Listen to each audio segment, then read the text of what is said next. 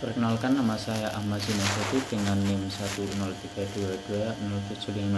Saya di sini akan menjelaskan terkait washam dan washam, Islam dan HAM, dan bertema sejarah perkembangan HAM di Indonesia. Langsung saja, perkembangan HAM atau sejarah HAM di Indonesia, yaitu pertama hak asasi manusia era Orde Lama. Pada masa ini, sistem pemerintahan di bawah kepemimpinan Presiden Soekarno sejak tahun 1945 sampai 1967.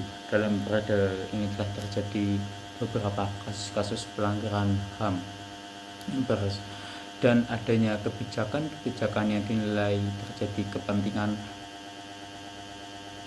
pribadi Presiden Soekarno tersebut, karena sejak mudanya menganut pendidikan bahwa Presiden Soekarno itu kekuasaan rakyat Indonesia bertumbuh pada kombinasi kekuatan ideologi nasionalisme, Islamisme, dan komunisme yang kemudian mengkristalkan dalam doktrin Nasakom yang meresapi hampir seluruh kebijakan pemerintahan setelah Soekarno menjadi presiden.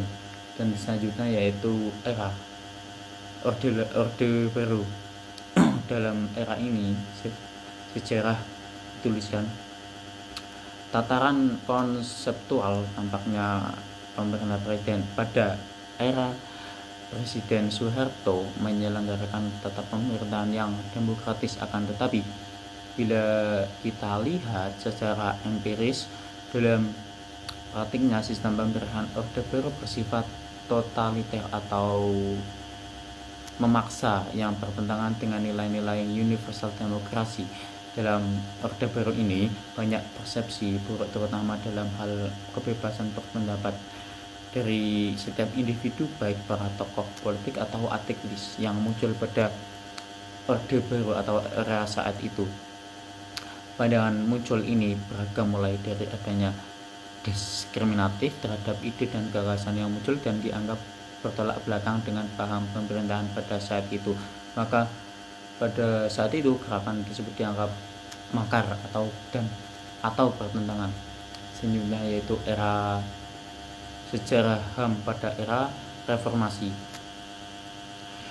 Pada era ini penegakan HAM menjadi salah satu agenda utama di reformasi.